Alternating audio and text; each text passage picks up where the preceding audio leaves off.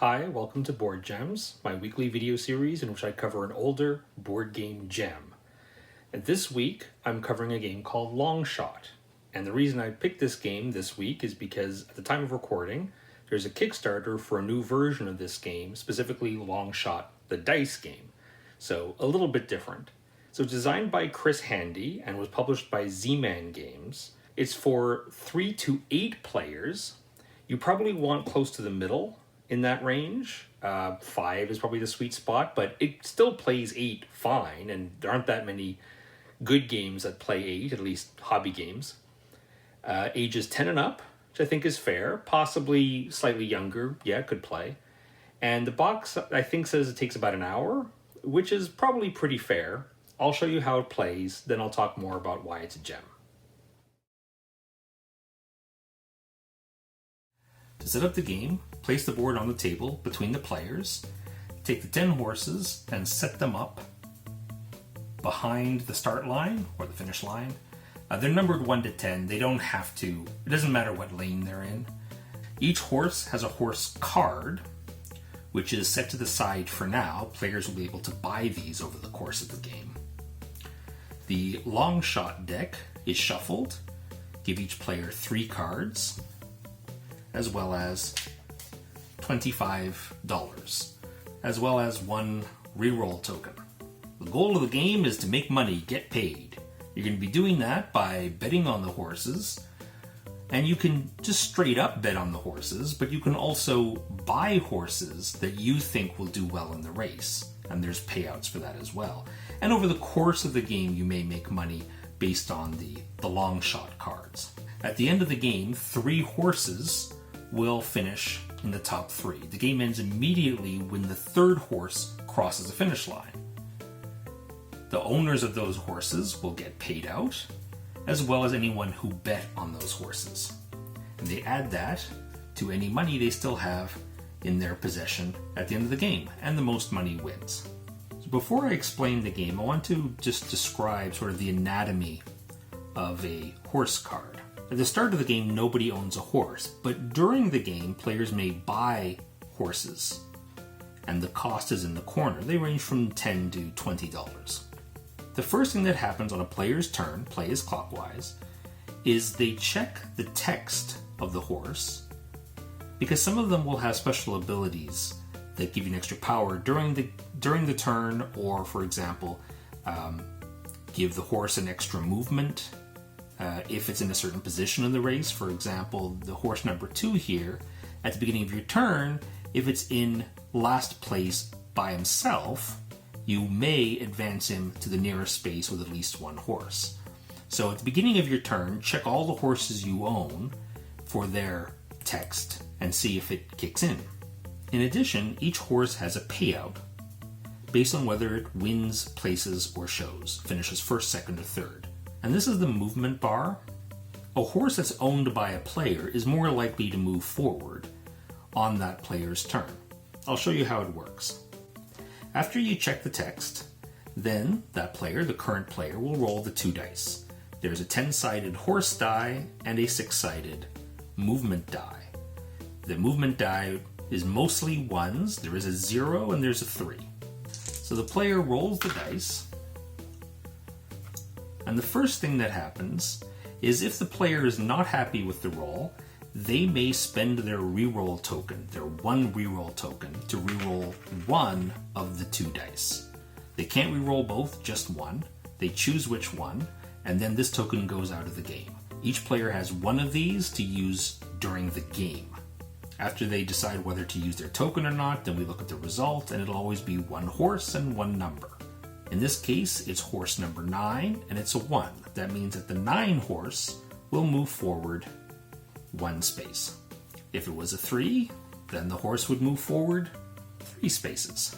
In addition, the player whose turn it is looks at all the horses that they own and looks at their movement bar. And any horse that has the same number in their movement bar will also move that many spaces.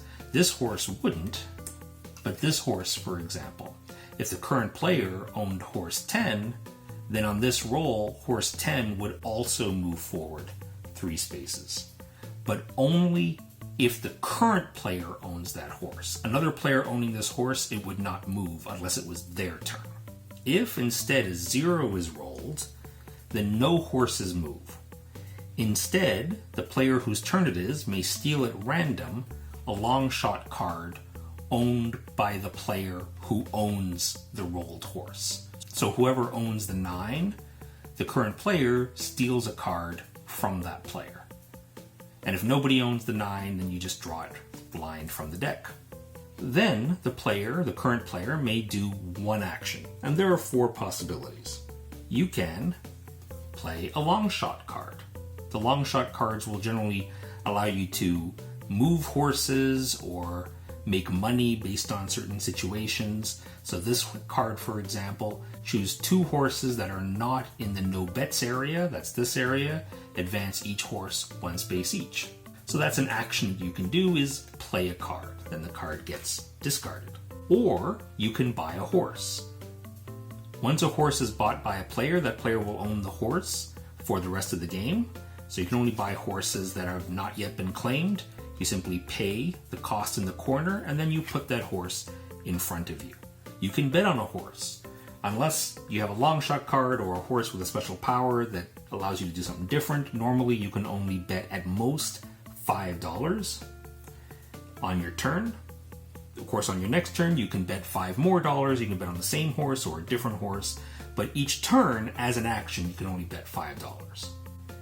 You take a $5 bill, and if you own the horse, if you're betting on your own horse, you can just put it under the horse like that. Or, if you're betting on a horse you don't own, instead you would get one of these betting chips. You would take your $5, put it in front of you, and put the betting chip on top to show that you have bet this amount of money on this horse. And on a later turn, you can bet another $5 by putting it under this chip, or of course betting on a different horse. The only restriction on making bets is that you are not allowed to bet on any horse that has passed this line. Or if you have nothing else to do, you can discard 2 cards from your hand to get $5. Then at the end of your turn, you draw a new long shot card. Some of the cards will show a ribbon with an X through it. That means that these cards cannot be played if any horse has finished. Then these cards are not useful. Of course, you could still discard them, 2 of them, to draw $5. So keep going clockwise like that until 3 horses finish. As a horse finishes, you're going to place it on the matching space. Once the 3rd horse crosses the finish line, then there's payouts. The owner of the horse will get the amount of money shown on the board. And each player who bet on these horses will get money back. Any bets on a horse that did not finish, so did not finish in the top 3, is just lost.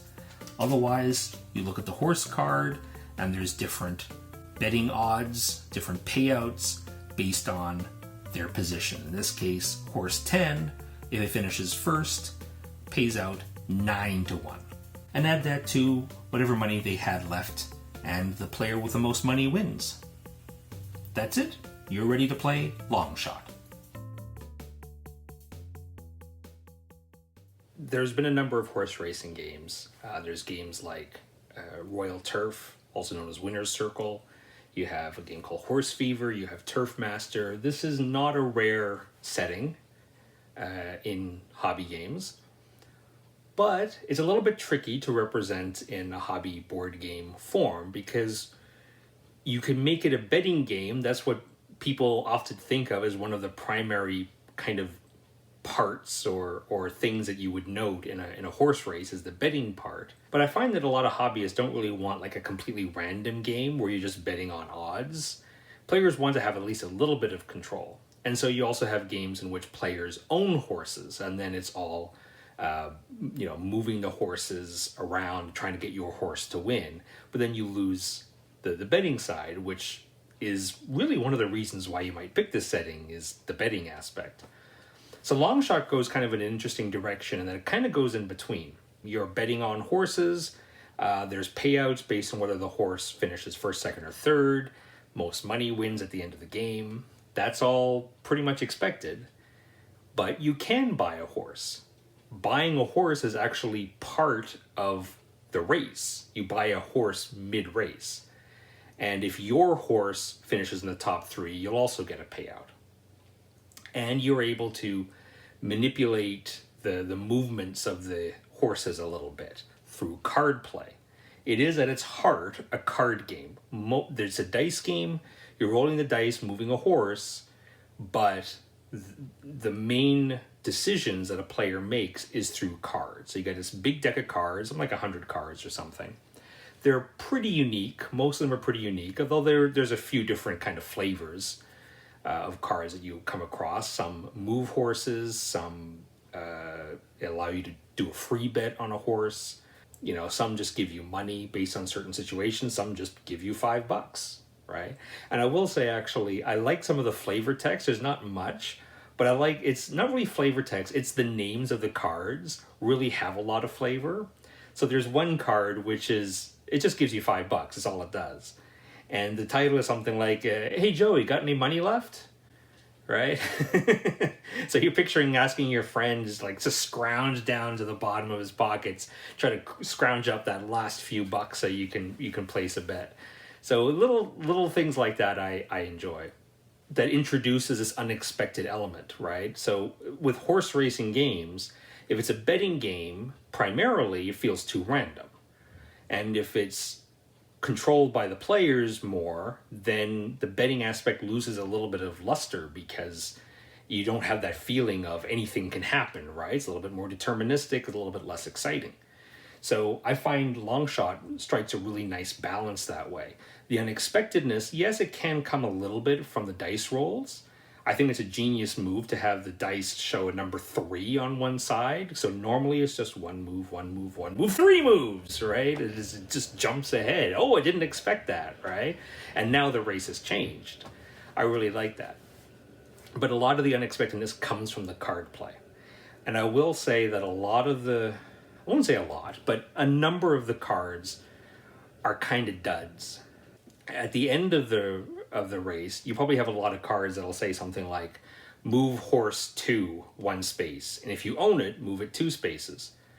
Well, that's great if you own or otherwise are betting heavily on horse 2, but if you're not, that card is dead weight. You're not going to want to play it.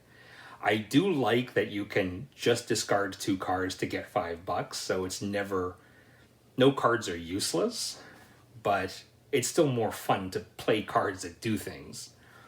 So one interesting thing is that the deck runs out. You don't shuffle up the discards and start a new deck.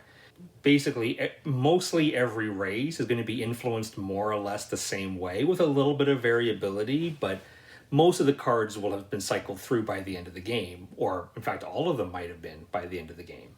And at the end of the race, it can sometimes drag a little bit because you're out of cards and you've discarded everything you have. So basically, you're just rolling dice and moving the horses and finishing the race. It usually doesn't last too long, that part, but yeah, the game end can drag a little bit. Not just the fault of the card deck, but just the nature. The game's a little bit, probably a little bit too long.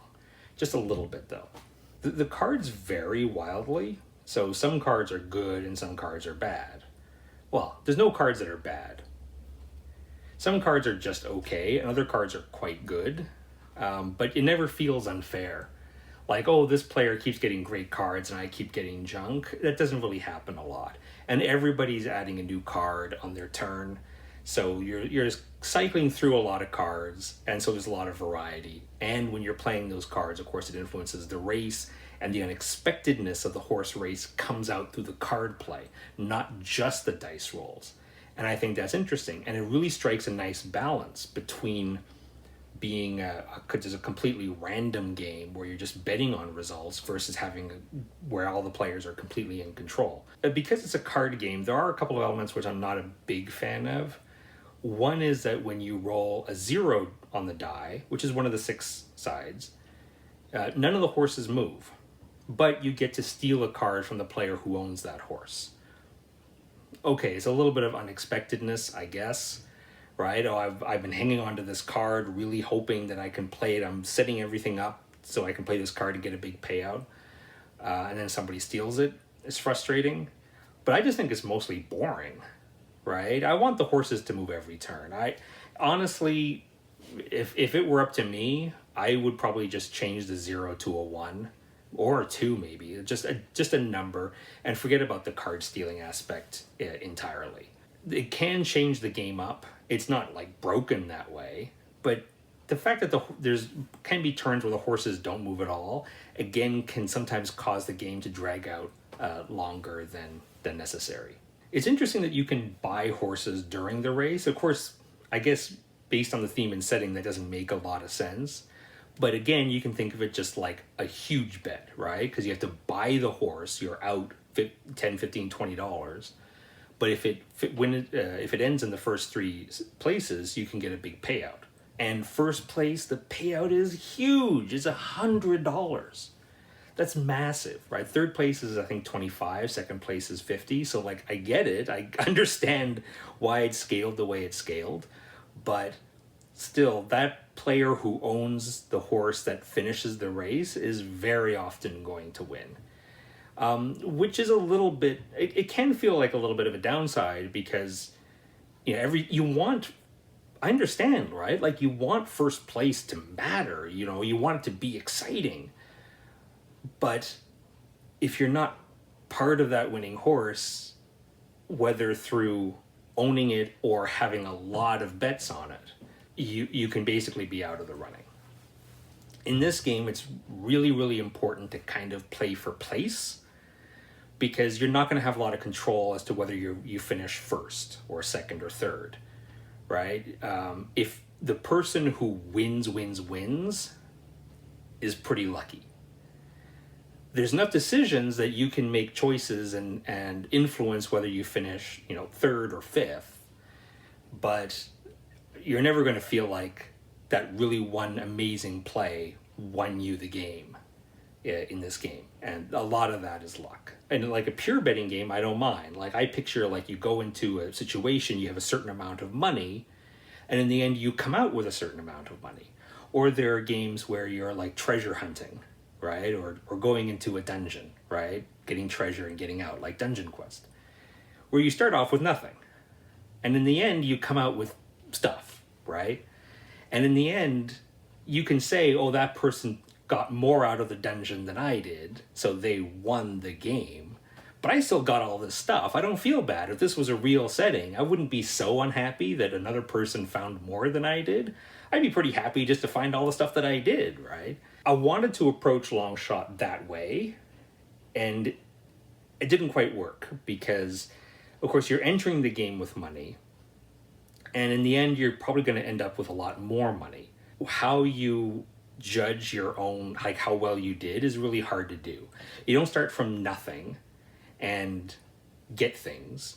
You don't start with a certain sum and then it's all the decisions you make with that money. There's money coming in, right? You're playing cards and getting money that way. That doesn't really feel like skill. Hey, Joey, got any money left? It probably sounds like I'm kind of dumping on this game a little bit. No, I will admit that it's not really my type of game. I'm not a big fan of games that have lots of card play, and I have positive things to say about this game. It plays quite well with all player counts, surprisingly to me. And the fact that this can play well up to 8 people is amazing. How many hobby games can you say that do that very well? Component-wise, this game is made in China. Now, this came out in 2009, and that would have been... So, if you watch my video on Dream Factory Hollywood Blockbuster, the mid-2000s were not a great time for games made in China. A lot of them were pretty poor quality. This is before the days of companies like Panda Manufacturing being that in-between and making sure that the game is made in China and also is great quality. These companies were working with the Chinese manufacturers directly, and something was getting lost in translation or something. And by the late 2000s, they had much improved. And so this is made in China. The quality is completely fine. It feels like a German-made game, but it's just glossier, if that makes sense. Has a plastic horses, which are great. The stickers don't stick on them properly. They're very strange because they're these flat stickers that wrap around the base and stick to the sides, but the base is kind of conical. I love that word, conical. Because of the slope, the stickers don't really want to stick on. With this one, I ended up gluing them on, but it looks kind of messy. So it's not great. I know people have painted their horses. If you're a painter, I don't think it'll be a problem for you. It has paper money, which I know that a lot of hobbyists hate. I don't mind it. It's a way to keep money hidden more easily than if you were using, say, chips. Paper money quality is fine. There isn't enough of it, though. There's probably mostly enough to play through the game, but at the end, there's the kind of the payout at the end, and at the end, you probably want to get a piece of paper to just record players' money that they got from the first, second, and third horses, and then add the cash that players are holding at the end. So, of course, the reason I'm covering this game is because there's a new version of this on Kickstarter called Long Shot the Dice Game. Let's talk about some of the changes that I can see from the Kickstarter campaign. For one thing, the box is, of course, much smaller in the new edition because it's a dice game. There is a board. It's just a little small thing. Instead of plastic horses, they have wooden horses. They look like, I don't know, they look like fat discs with the number on top with the horse image on the sides. The board is smaller and there's fewer horses. So this game has 10 horses, the new one has 8. I support that change, and you don't need 10 horses even in an 8-player game. Now it's a roll and write, so instead of card play, each player has their own little board and they're marking off things. They're mostly ways to score, but there's also ways. There's a little roll and write thing where if you're filling out X's, and if you fill out a complete row or column, you get to do a special action. And one example is getting money, one example is moving a horse. So again, a little more choice. Instead of just dealing with the cards you have in your hand, now you have a little bit more control because you can choose the bonuses to activate and win. It doesn't really feel like it needs to be a roll and write game, but if they're able to shrink the game down into a small box, great, right?